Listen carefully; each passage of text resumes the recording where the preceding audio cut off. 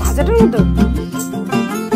किसके तो पंख लेके उड़ा चला जाए रे, जहाँ नहीं जाना था ये वही चला हाय रे, उम्र का ये ताना बाना समझ न पाए रे। হ্যালো বন্ধুরা, good morning, welcome back to my channel সম্পদ প্রসেনজিৎ। আশা করি তোমরা সবাই খুব ভালো আছো, সুস্থ আছো। আর তোমাদের সবার সুস্থতা কামনা করে আজকে আরও একটা নতুন ভিডিও স্টার্ট করছি। আর আমিও কিন্তু ভালোই আছি, কিন্তু এই যে গলার ভয়েস শুনে বুঝতে পারছো কতটা ভালো আছি আর কি। মানে ভীষণ সর্দি লেগেছে, সেই কিন্তু বাবার বাড়ির থেকে সর্দিটা বয়ে নিয়ে এই যে শ্বশুরবাড়িতে এসেছি, এখনও একই রকম। আর গলার ভয়েসটার মানে এতটাই চেঞ্জ হয়ে গেছে কি আর বলবো, মানে নিজের ভয়েস নিজেই চিনতে পারছি না। কত দিন হয়ে গেছে, মনে হচ্ছে নাকে নাকে কথা বলছি। মানে জানি না কবে ঠিক হবে এই ভয়েসটা। এখন আমি তোমাদের সাথে যে ভিডিওগুলো শেয়ার করি সেখানে ভয়েস ওভারটা মানে দিতে ভীষণ অসুবিধা হয়, আর কেমন কেমন জানি একটা লাগেও। তো চলো, শ্বশুরবাড়িতে তো হচ্ছে গতকালকে এসেছি, সরি গতকালকে না, পরশু দিনে এসেছি। আর কালকে কোনো ভিডিও করিনি, আজ থেকে আবার ভিডিও স্টার্ট করলাম। তো এখন বাজে হচ্ছে 9:45 বেজে গেছে। আমার কিন্তু স্নান টান কমপ্লিট। তোমাদের দাদা ভাই আবার খাওয়া দাওয়া করে কিন্তু দোকানেও চলে গেছে, আজকেও খাওয়ার নিয়ে যায়নি। আর আমি স্নান পুজো দিয়ে মাত্র এই যে ঘরে এলাম। আর এদিকে আমার বিছানার অবস্থা দেখো, এই শীতের দিনে যা হয়, বিছানা একদমই মানে ওঠাতেই ইচ্ছে করে না। আর তোমার দাদাভাই কিন্তু মানে গরমকালে প্রায় বেশিরভাগ দিনই তুলেই রাখে বিছানা, কখনো কখনো তোলে না। আর শীতের দিনে না তুলতে চাই না। তার উপরে আমি তো ছিলাম 10-12 দিন 13 দিনের মধ্যে ওখানে, মানে বাবার বাড়িতে, তখন ও তুলেছে। এখন নাকি আমার ডিউটি, তো ও হচ্ছে দোকানে চলে গেছে, তুলে নি। তো এখন বিছানাটা তুলবো। তো চলো, আজকে সারাদিন কী করছি না করছি সবটাই তোমাদের সাথে শেয়ার করার চেষ্টা করবো। আশা করি তোমাদের খুব ভালো লাগবে। তো প্রথম থেকে শেষ পর্যন্ত ভিডিওটা দেখতে থাকো। বর্মশাই কিন্তু বিছানা তোলার কাজে আমাকে সবসময় হেল্প করে, আর ও কিন্তু বেশিরভাগ দিনই বিছানা তুলে রাখে। কিন্তু এই শীতের দিনে বিছানা তোলার কাজটা না সত্যি বিরক্তের। ওকে কি বলবো, ও তো একটা ছেলে মানুষ। আমিও ভীষণ বিরক্ত হয়ে যাই শীতের দিনে বিছানাটা তুলতে। আর বিশেষ করে আমার এই ব্ল্যাঙ্কেটটা দেখো, এটা একটা কভারের মধ্যে ভরা আর কি, ব্ল্যাঙ্কেট কভারের মধ্যে। আর এই কভারটা না লম্বা চড়া সব দিকেই, মানে কোনো দিকেই ঠিকঠাক হয়নি আমার ব্ল্যাঙ্কেটের সাইজে। তার জন্য এমন একটা হয়, মানে ভেতরে এমন কুচুমুচু হয়ে যায়, তার জন্য ভাঁজ করতে ভীষণ অসুবিধে হয়। তো মানে আমি একা একা করতেও না, মানে সত্যি বলতে হাঁপিয়ে যাই। যাই হোক, কোনো রুটি করে ভাঁজ করে রেখে দিলাম। আর তারপরে বিছানাটাকে এখন ঝেড়ে নিচ্ছি। প্রতিদিনই না ভাবি কি স্নানের আগে বিছানাটা তুলে রাখবো, কিন্তু ওই যে তোমাদের দাদাভাই শুয়ে থাকে, তার জন্য আর বিছানাটা তোলাই হয় না। আর বিছানাটা ঝাড়লে পরে ফার্নিচারের ওপরে প্রচুর ধুলো পড়ে। আর আমার ফার্নিচারগুলো বিছানার সাথে সাথে একদম লাগানো, তার জন্য কিন্তু প্রচুর মানে নোংরা হয়ে যায়। আর আমি কিন্তু প্রত্যেকদিন সকালবেলাতে যখন ঘর ঝাড় দিই তার আগেই ফার্নিচারগুলো মুছে রাখি। কিন্তু আজকে না একটু দেরি হয়ে গিয়েছিল, মানে ঘুম থেকেই উঠতে, তাই কাজকর্মগুলো সব দেরি হয়ে গেছে, সকালবেলা আর মুছতেও পারিনি। আর প্রত্যেক দিনই কিন্তু সমস্ত ফার্নিচার মুছি, কিন্তু তারপরও জানি না কোথা থেকে এত ধুলো হয়ে যায়। বিছানাটা তুলেই সোজা এসেছিলাম রান্নাঘরে। এসে কিন্তু রুটি বানিয়েছি। আর রুটি বানানোর পর তোমাদেরকে দেখাচ্ছি যে রান্নাঘরের কি পরিস্থিতি হয়েছে দেখো। সকালবেলাতে যদি ভাত রান্না হয় তাহলে কোনো ঝামেলাই থাকে না। আর আজকে যেহেতু ছোলার ডাল রুটি হয়েছে, তারপরে কিন্তু আবার প্রেসারে ভাত হয়েছে, সিদ্ধ হয়েছে, বেগুন ভাজা হয়েছে। মানে ভাত হলে ঠিক আছে, না হলে কিন্তু অনেক কিছু রান্না হয়ে যায় বাড়িতে দেখো। আর আমি খাচ্ছি এদিকে ডাল আর রুটি, ছোলার ডাল আর রুটি। আর কেউ খেয়েছে আবার ভাত, কেউ আবার খেয়েছে অন্য কিছু। এই করতে করতে সকালে একরকম রান্না হয়েছে, দুপুরের জন্য কিন্তু আবার রান্না বান্নার জোগাড় করতে হবে।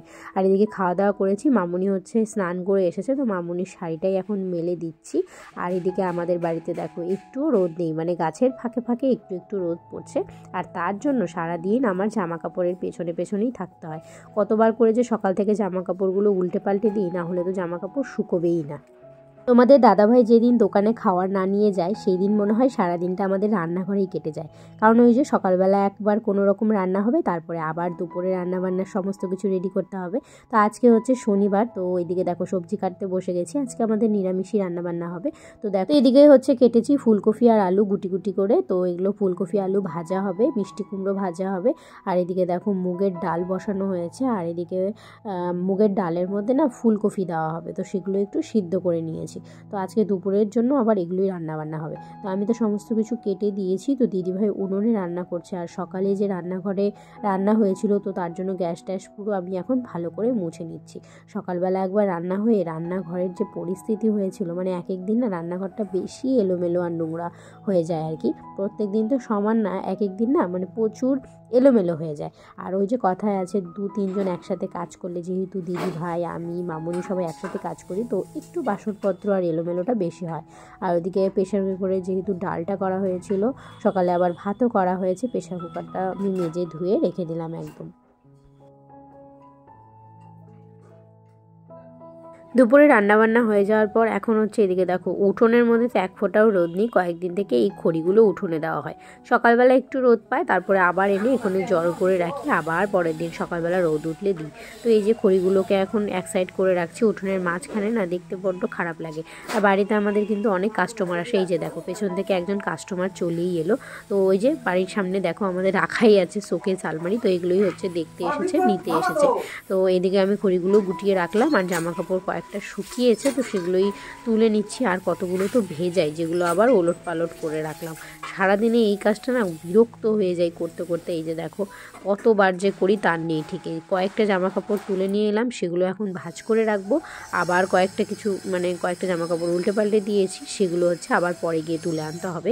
আর তার মধ্যেও কিন্তু সবগুলো আবার শুকাবে না, তো সেগুলোকে আবার অন্য জায়গায় মেলে দিতে হবে। সারাদিনে বললাম না এই জামা কাপড়ের ডিউটিটা প্রচুর। আর প্রত্যেক দিন হচ্ছে তোমাদের দাদা ভাইয়েরও জামা কাপড় প্রচুর হয়, তো সেগুলোও তুলতে হয়। আর বাড়িতে তো আমরা অনেকজন আছি, তো সবার মিলে না অনেক জামা কাপড়ই হয়ে যায়। জামা কাপড় ভাঁজ করে তারপর আরও কয়েকটা টুকটাক কাজকর্ম করেছিলাম। ওই যে কাস্টমার এসেছে দেখলে না, তো ওদের জন্য একটু খাওয়া দাওয়াটা লেট হয়েছিল। তারপর তো যাই হোক সবার খাওয়া দাওয়ার পর আমরা এখন দুজনে বসে পড়েছি খেতে। তো এখন বাজে হচ্ছে ওই 3:30 মতো, মাত্র খাওয়া দাওয়া করে এলাম। খাওয়া দাওয়া করে তারপর আরও রান্নাঘরটা পরিষ্কার করে দিদিভাই বাসন মেজেছে। এই তো দুজনে মিলে সব কাজকর্ম করে এই যে মাত্রই ঘরে এলাম। আর বেশ ঠান্ডা লাগছে, খাওয়া দাওয়ার পর না বেশি ঠান্ডা লাগে। আর আমাদের বাড়িতে তো একটুও রোদ পড়ে না, বাড়ির সামনে দেখি কি রোদ এখনও, কিন্তু আমাদের বাড়ি পুরো অন্ধকার হয়ে গেছে, সেই জন্য বেশ ঠান্ডা লাগছে। খাওয়া দাওয়ার পর কিন্তু একটু বেশিই ঠান্ডা লাগে। আর এদিকে দেখো ঘরে এসে এখন আমি খেজুর খাচ্ছি। এদিকে দেখো তোমার দাদা ভাই হচ্ছে খেজুর নিয়ে এসেছে, তো বসে বসে হচ্ছে খেজুর খাচ্ছি। আর চলো এখন হচ্ছে একটু শুয়ে ফোন ঘাটবো এই আর কি। তারপর হচ্ছে বিকেলবেলাতে আবার তোমাদের সাথে, বিকেল তো না এখন বিকেল হয়েই গেছে, একটু পরে সন্ধেই হয়ে যাবে, তো পরে আবার ঘুম থেকে উঠে তোমাদের সাথে কথা হবে। ছোটো দিনের বেলার সাথে এখন আর তালই পাওয়া যায় না। ওই যে একটু আগে বললাম রেস্ট করছি, বলতে বলতে কিন্তু সন্ধে হয়ে গেছে। সন্ধে প্রদীপ দিয়ে এখন আবার চলে এলাম রান্নাঘরে দুধ জাল দিতে। বাবা দুধ নিয়ে এসেছে, বাবা তো বিকেলে প্রতিদিন হাঁটতে যায়, আসার সময় কিন্তু দুধ নিয়ে আসে প্রায় দিন। আর আমাদের এখানে জানো বাজারে দুধ কিনতে পাওয়া যায়, যেটা আমি কোনোদিনও আগে বাবার বাড়িতে দেখিনি। আমাদের ওখানে হচ্ছে ঘোষরা, মানে যারা দুধ দোয়ায় তাদের কাছ থেকেই দুধ কিনতে হয়। তো এইমাত্র হচ্ছে রান্নাঘর থেকে এলাম, আর রান্নাঘরে গিয়ে কী কী কাজকর্ম করেছি দেখালাম। ও উপরে কিন্তু আবার চাও বানিয়েছি। আর এসেই দেখো এই যে এই পঞ্চুটা পরে নিয়েছি, ভীষণ ঠান্ডা লাগছে। ভেতরে এই যে নাইটির ভেতরে একটা সোয়েটার পরেছি, আর এদিকে দেখো আবার পঞ্চুটা পরেছি। আর আজকে না আমার বেশি ঠান্ডা লাগছে, আজ থেকে মনে হচ্ছে আরও জাপিয়ে ঠান্ডা পড়ে গেছে। এমনি সারাদিনে কিন্তু বেশ ভালোই রোদ ছিল, আর এখন বেশ ঠান্ডা লাগছে। আর ঘরে এসে এই যে এখন চুলের মধ্যে রোজমেরি ওয়াটার এটা হচ্ছে অ্যাপ্লাই করছি। তো আমার চুলে না ভীষণ খুশকি হয়, তো একজন আমাকে বলেছে যে রোজমেরি ওয়াটার দিলে নাকি খুশকিটা একটু কম হয়। তো সত্যি আমার মনে হচ্ছে খুশকিটা একটু কমেছে, কিন্তু যদিও শীতের দিনে তো খুশকি হয় তাও একটু একটু আছে, কিন্তু অন্যবারের তুলনায় অনেকটাই কম।